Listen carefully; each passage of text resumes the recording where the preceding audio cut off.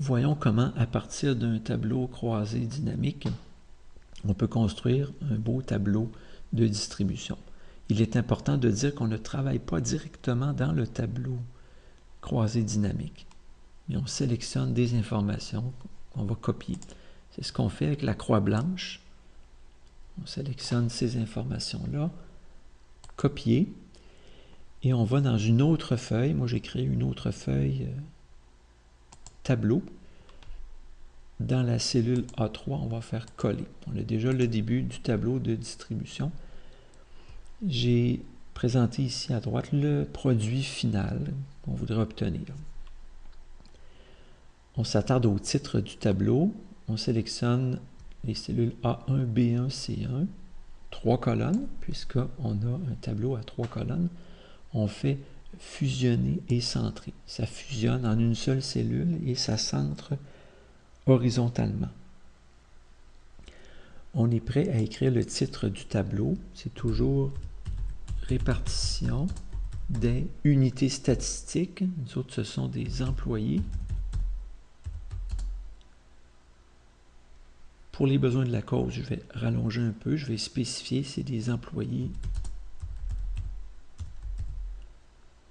de l'entreprise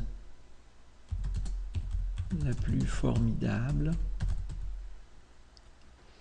Et c'est toujours selon la variable étudiée. Ici, c'est la fonction occupée. Entrée. Dans cette cellule-là qui contient le titre, on clique et on va faire renvoyer à la ligne. Et on va faire aussi centrer verticalement. Pour l'instant, on ne voit pas bien l'entièreté du titre. Mais un peu plus tard, dans la mise en forme, on va réussir à voir tout le titre au complet. On donne du gras à ce titre-là et on lui donne une taille 1 de plus que le reste des cellules du tableau. On inscrit maintenant les titres des colonnes. La première colonne comporte les catégories ou modalités. On y inscrit le nom de la variable. Fonction. Deuxième colonne, nombre d'unités statistiques. Ici, c'est nombre d'employés. Dans la troisième, pourcentage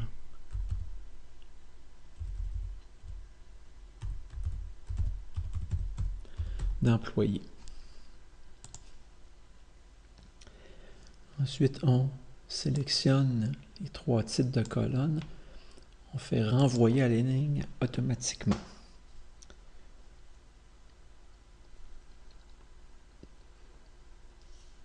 Et on va aussi, tout à l'heure, les centrer. On va tout centrer tout à l'heure. Dans la dernière ligne, on va inscrire total. On sait qu'il y a 48 employés. Ici, on a 100%. Au 100%, on va ajouter une décimale, comme ceci. Maintenant, on va tout centrer, toutes les cellules, horizontalement et verticalement. On va aussi donner toutes les bordures, comme ceci. Pour faire un peu plus beau, on peut sélectionner les titres, comme ça, et mettre grisé et en gras pour bien appuyer sur les titres des colonnes. Et même chose ici pour la dernière ligne, on va griser et mettre en gras. Et voilà, on a un produit qui ressemble pas mal au produit final. Il ne reste plus qu'à ajuster la hauteur des colonnes, des lignes et la largeur des colonnes. Pour la largeur des colonnes, ça semble très bien. C'est bien d'avoir pour les titres des colonnes ici sur 2 lignes, ça va. Le pourcentage d'employés, c'est très bien. C'est mieux que d'avoir des colonnes trop larges. Par exemple, avec la flèche noire, si on sélectionne les 3 colonnes et qu'on prend l'outil ici, entre C et D. On met des colonnes plus larges. Ça donne un moins beau look. Il nous reste seulement à mieux voir le titre du tableau. On va entre 1 et 2. On prend l'outil et on glisse. Encore un peu. Et voilà, on a un produit qui est pas mal le même que celui qu'on voulait obtenir.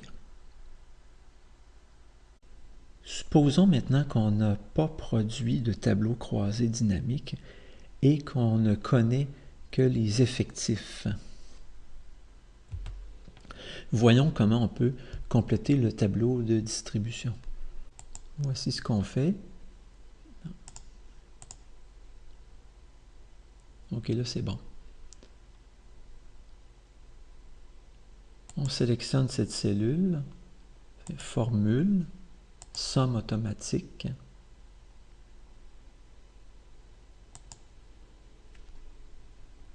Entrée. Là comme ça. Pour les pourcentages d'employés, on veut le pourcentage de cadres. On fait une formule égale. On veut faire 7 divisé par 48. On sélectionne la cellule qui contient 7. Divisé. On sélectionne la cellule qui contient 48. On fait entrée. Voilà, on a un pourcentage. On peut le placer ici, l'accueil, on le met en pourcentage, une décimale. Maintenant qu'on l'a ici, on peut prendre la poignée de recopie, la croix noire, comme ceci. Oups, il est arrivé quelque chose de spécial. Notre formule, elle semble bonne, B3 divisé par B8. Si on regarde dans la deuxième cellule, hop, qu'est-ce qu'on a ici? B4, c'est correct, ça c'est le 13, mais on veut diviser par 48, on veut diviser par la cellule B8, mais on a ici la cellule B9. B4, c'est normal, on a changé de ligne, on a passé de la ligne 3 à la ligne 4, ce qui fait que le B3 est devenu B4, ça c'est correct, mais on ne veut pas que le B8 devienne B9, parce que la cellule B9 ne contient rien. C'est pour ça qu'il faut retourner dans notre cellule C3 et dire, quand je vais changer de ligne, je ne veux pas que le 8 devienne 9, je veux que le 8 reste 8.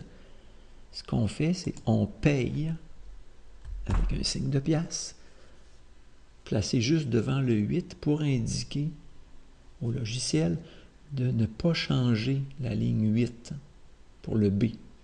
Ne pas changer de B8 à B9, à B10, etc. Mais de toujours rester avec une division par B8. On paye avec un signe de pièce juste devant ce qu'on ne veut pas voir changer. Entrée. Maintenant, avec la poignée de recopie, on obtient le résultat désiré. On peut regriser ça ensuite.